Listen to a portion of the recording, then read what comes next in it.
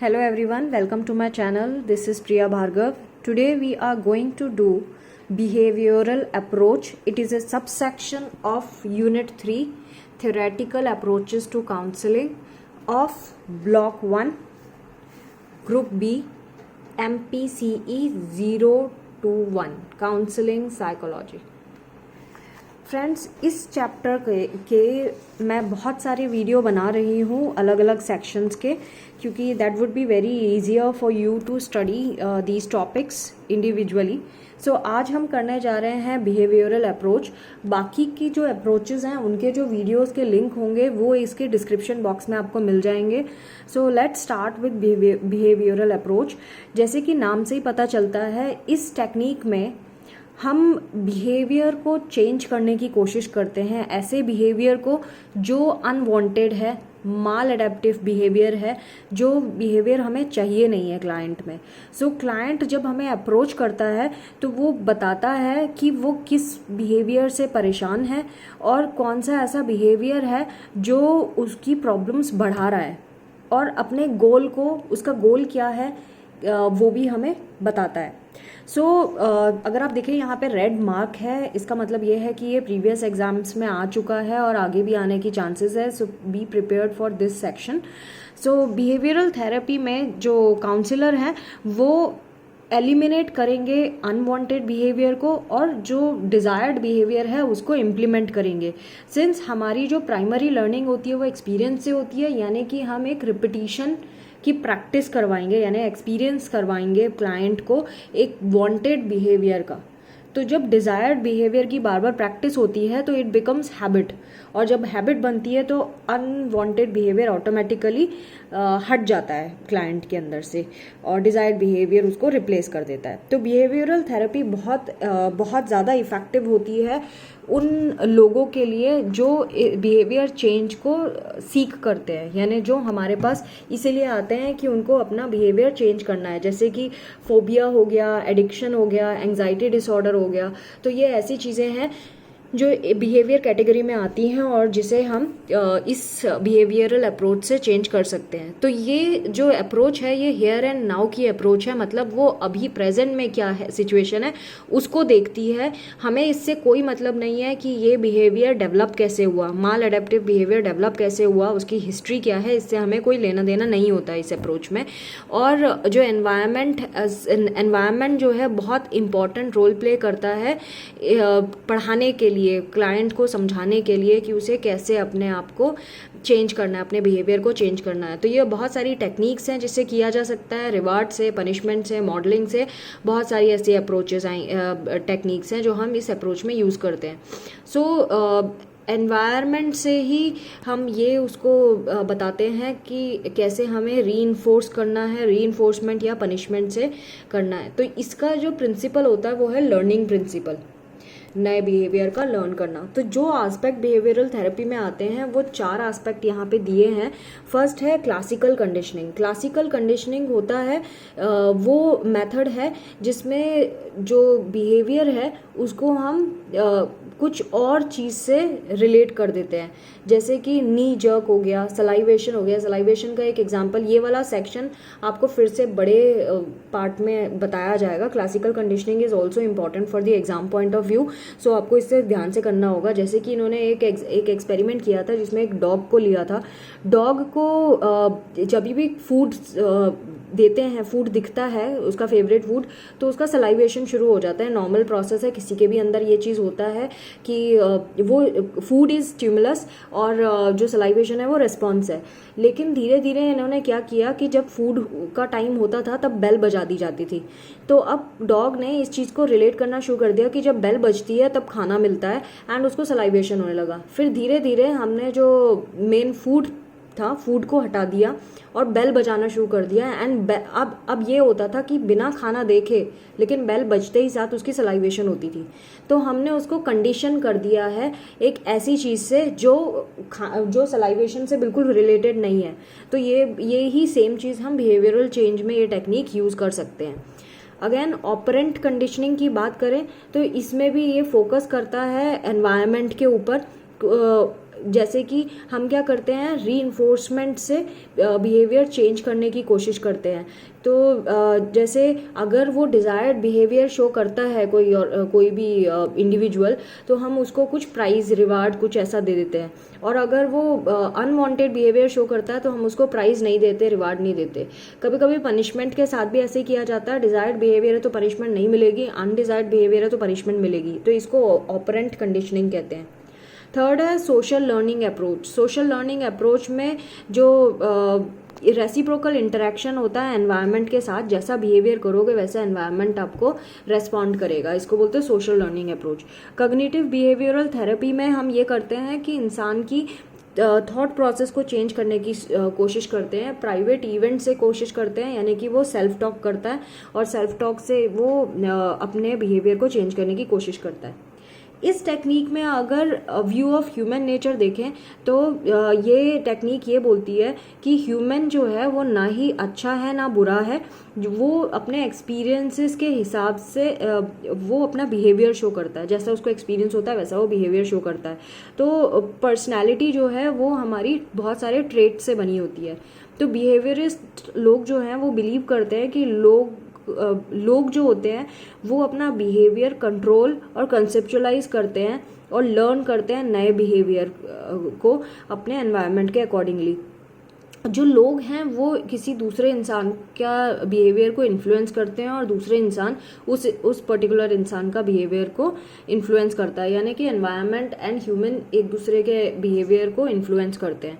सो behaviour जो है एक लर्नेड मेथड है, इसको अडेप्ट भी किया जा सकता है, और ये अडेप्टिव बिहेवियर भी हो सकता है और माल अडेप्टिव भी हो सकता है। माल अडेप्टिव मतलब जो नहीं चाहिए हमें, अनवांटेड। तो इन्होंने लर्निंग एंड डेवलपमेंट जो है वो 3 तरीके से होती है, रेस्पोंडेंट लर्निंग होती है, ऑपरेंट कंडीशनिंग होती है एंड सोशल मॉडलिंग होती है।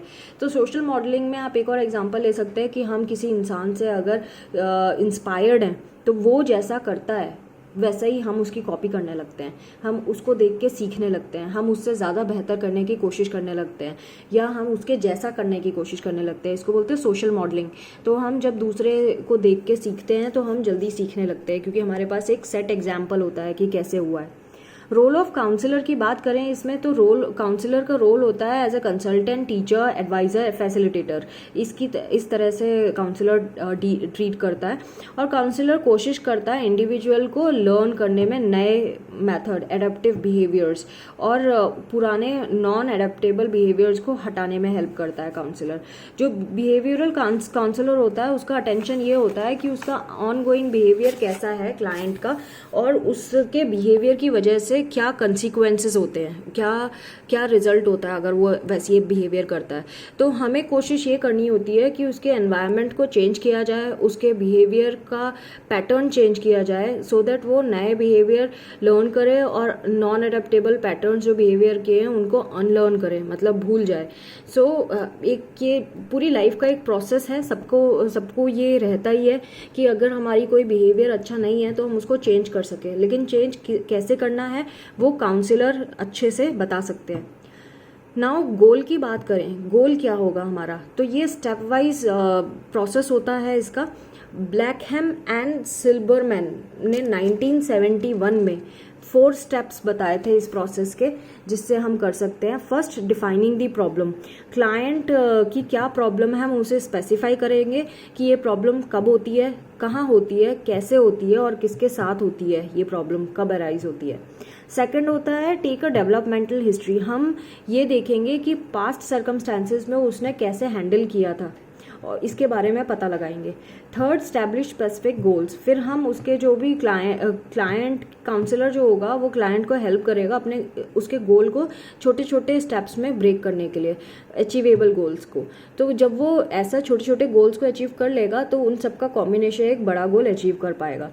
Determining the best method for change. फिर हम ये देखेंगे कि क्लाइंट को हेल्प करेंगे वो गोल, डिज़ायर्ड गोल जो है उसको किस तरह से अचीव करना है, अप्रोप्रिएट मेथड कौन सा होगा उसको अचीव करने के लिए, ये इसमें हम उसकी हेल्प करेंगे। और ये फिर कंटिन्यूअस असेसमेंट भी करते रहेंगे कि जो उसने मेथड यूज़ किया है वो कितना इफेक्टिव था। नाउ कमिंग टू टेक्निक्स, कौन कौन सी टेक्निक्स होती हैं बिहेवियरल चेंज में। पहला आता है सिस्टमैटिक डिसेंसिटाइजेशन। सिस्टमैटिक डिसेंसिटाइजेशन नाम से पता चलता है सिस्टमैटिकली एक के बाद एक होना।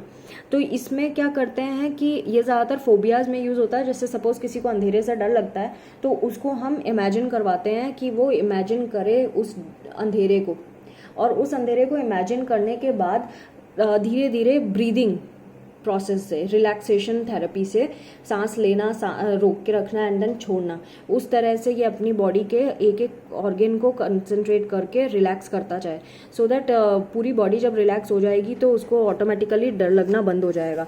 इसका भी एक पूरा पैराग्राफ है और ये भी एग्जाम में आ चुका है पहले भी, तो B prepared for this topic also. इसका डिटेल जब हम करेंगे तो इसको बहुत अच्छे से करेंगे। अभी फिलहाल आपको ये पता होना चाहिए बिहेवियरल अप्रोच में कौन कौन सी टेक्निक्स यूज़ की जाती है। तो systematic desensitisation is one of them. Second है एवर्सिव थेरेपी। एवर्सिव थेरेपी का मतलब होता है ऐसी कोई आदत जो हम छोड़ना चाहते हैं और छोड़ने के लिए उस आदत को हम एक बुरे एक्सपीरियंस के साथ रिलेट कर देते हैं। जैसे कि सपोज किसी को ड्रिंकिंग की हैबिट है, सो अगर हम ड्रिंकिंग के टाइम पे उसको एक कोई दवाई खिला देते हैं जिससे उसको वॉमिटिंग आने शुरू हो जाती है, न्योशियाटिक फील होने लगता है, तो अब क्या होगा, जब भी वो इंसान ड्रिंक करने की कोशिश करेगा तो उसको अंदर से वैसे ही लगेगा कि जैसे मैं ड्रिंक करता हूँ मुझे वोमिटिंग जैसा लगता है, तो वो ड्रिंक करना छोड़ देगा। तो इसको बोलते हैं एवर्सिव थेरेपी, जिसमें बुरे एक्सपीरियंस को एक हैबिट के साथ रिलेट किया गया है। और सिस्टमैटिक डिसेंसिटाइजेशन में हमने रिलैक्सेशन को डर से रिलेट किया था, उस स्टिमुली को जो उसको डर पहुंचाता है। बिहेवियरल मॉडिफिकेशन प्रोग्राम, ये वो प्रोग्राम है जिसमें पॉजिटिव एंड नेगेटिव बिहेवियर को रीइंफोर्समेंट या पनिशमेंट से हम चेंज करते हैं, सो दैट ये लर्निंग प्रिंसिपल पे बेस्ड है। तो अगर वो डिज़ायर्ड बिहेवियर करता है तो उसको पॉजिटिव रिवार्ड दिया जाता है या पॉजिटिव रीइंफोर्समेंट होती है, और अगर वो अनवांटेड बिहेवियर शो करता है तो या तो उसको पनिशमेंट दी जाती है या फिर उसका रीइंफोर्समेंट वापस ले लिया जाता है, नहीं दिया जाता है। Now coming to next technique.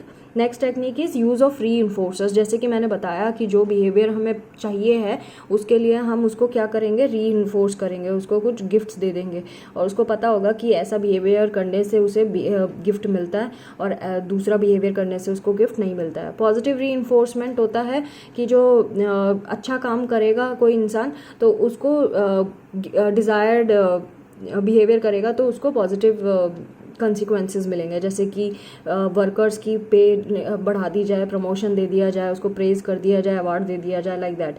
Negative reinforcement होता है जब हम जो निगेटिव कंसिक्वेंसेस हैं उसको हटा देते हैं जो डिज़ायर्ड बिहेवियर पे, यानी कि अगर उसने हम जो जैसा चाहते हैं वैसे ही काम करेगा तो उस जो भी नेगेटिव चीज़ें उसके साथ हो रही थी वो अब नहीं होंगी, जैसे कि नैगिंग करना, कंप्लेन करना, ये सब हम नहीं करेंगे अगर उसने डिज़ायर्ड बिहेवियर किया तो। जैसे हम मेड्स के साथ करते हैं, मेड अच्छा काम नहीं करती है तो हम उसको टोकते रहते हैं, और जब जिस दिन वो अच्छा काम करती है तो हम उसे नहीं टोकते हैं, तो वो नेगेटिव रीइंफोर्समेंट में आ जाएगा। पनिशमेंट की बात करें तो पनिशमेंट में वही है कि अनडिज़ायरेबल बिहेवियर है, ढंग से बिहेव नहीं करेंगे तो हम पनिशमेंट देंगे। शेपिंग का मतलब होता है कोई नई आदत डलवाना। ये स्टेप वाइज प्रोसेस है, इसमें धीरे धीरे चेंज आता है डिज़ायर्ड बिहेवियर पैटर्न में, और ये धीरे धीरे जब छोटे छोटे अचीवमेंट होती है तो हम थोड़े थोड़े रिवार्ड देते जाते हैं, तो धीरे धीरे वो इंसान जहाँ जहाँ रिवार्ड मिलता है वो हैबिट डाल लेता है उन चीज़ों की, और फिर छोटे छोटे स्टेप्स के साथ वो एक बड़े स्टेप में अचीव हो जाता है और जो टारगेट बिहेवियर है वो अचीव हो गया होता है। एक्सटिंक्शन की बात करें तो ये क्लासिकल कंडीशनिंग से रिलेटेड है कि जैसे कि हमने बेल का किया था खाने के साथ, और सपोज़ कुछ टाइम बाद कुछ टाइम तक हम बेल नहीं बजाते खाना देते टाइम, और सीधे खाना दे देते हैं, तो वो जो डॉग है वो ये भूल जाएगा कि पहले बेल बजने पर भी उसको सलाइवेशन होता था, तो इसको बोलते हैं एक्सटिंक्शन, कि वो भूल जाना जो जिसके साथ वो रिलेट कर पा रहा था पहले। नाउ जनरलाइजेशन की बात करें तो कोई एक ऐसा स्टिमुलाई जिसका रेस्पॉन्स अगर हो रहा था कंडीशन की वजह से, जो कंडीशन स्टिमुलस के जैसा था, वो अब दूसरी चीज़ों के साथ भी यूज़ किया जा सकता है, सेम रेस्पॉन्स। सो हमने सिखाया एक के साथ लेकिन हमने यूज़ करवाया कई जगह कई कंडीशंस में, उसको बोलते हैं जनरलाइजेशन।